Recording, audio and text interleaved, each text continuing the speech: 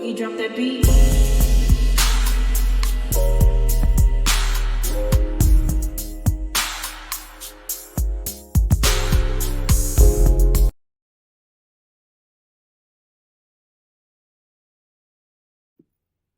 Hi everyone, welcome to my channel, Talking Out Loud with Miss Talkative. Everything I say is my own opinion, alleged, and strictly entertainment purposes. Remember, I'm just talking out loud. Please like, share, subscribe, comment on the video. Let me know what you think. Now, Sunni stated that she believed that she was set up to be dressed in red, the same as Destiny from Love and Marriage Huntsville.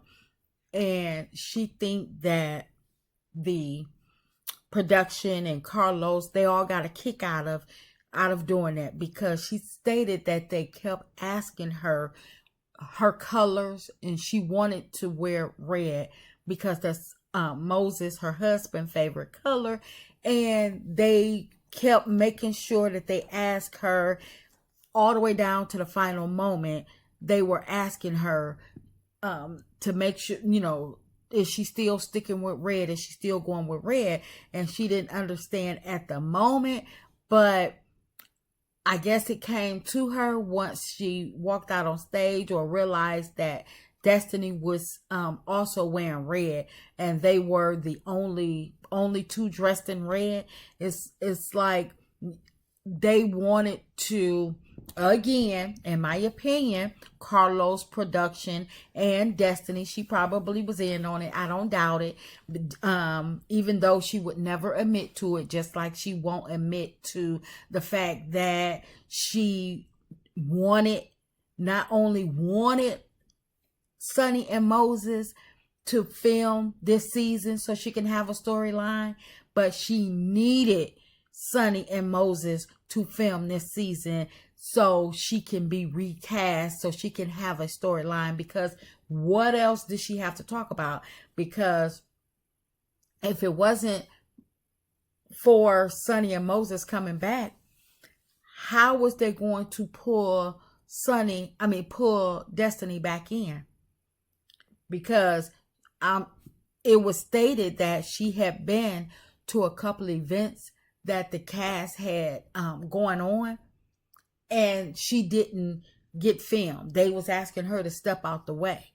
So if they couldn't get her, if she was already at events and they wasn't picking her up or filming her for the prior seasons, then, and she was already friends with Tisha, Kimmy, Martell, all of the, some of the Trish. But so how was, even though I know this was Trish and Ken first season, but still, she wasn't able to get back on, even being friends with Tisha and Martell. People that Carlos is really fond of. So she, regardless if Destiny admitted or not, she needed Sunni. And that's why, yes, I do believe, along with Sunni, that Sunni was set up with their red attire for the reunion to make it seem like, oh my goodness, I can't get away from this broad. This lady is still stalking me down. I said I was wearing red. I told production I was wearing red. And so that can be another topic of conversation, where she stalked me all the way down to my reunion dress of wearing red. Destiny, she don't fool me to the point where I don't put anything past her. To me, anything goes with Destiny. There is no too low. There is nothing off the table. There is no lane that she will not cross to make herself feel victimized, to make people pay attention to her. I don't believe that there's nothing she will not do. I don't think there's nothing off limits for Destiny, and Carlos for that matter either. I believe that he will definitely crossed the line, and it proved it. This reunion, when when Destiny brought up the grooming against Melody, and Carlos allowed it to be said, and then helped it get leaked. And yes, I really, really do believe that it. I believe they tried to pull it back, but I believe they really, really, really, somebody really wanted that to air, and that's probably why it was left on maybe one or two stations or one or two networks, because I believe they really, somebody behind the scenes, and I'm gonna say Carlos, I don't know if it's him, I can't directly say or directly blame him, but I can say, in my opinion, it probably was him, because I believe he really, really wanted to damage Melody's reputation. And that's why I believe that when Sunni says that she was set up at at the reunion for dressing in the same color as Destiny, I really do believe it. And instead of them thanking Sunni for coming on, giving Destiny another opportunity for being cast on a reality show, no, they treated Sunni like she wasn't nothing. So, like I say, I don't put anything past them, but it's like, I guess that's probably when Sunni was like, wait a minute, start putting two and two together, and was like, you know what, I'm done, I'm out of here, because they're not going to keep on playing with me.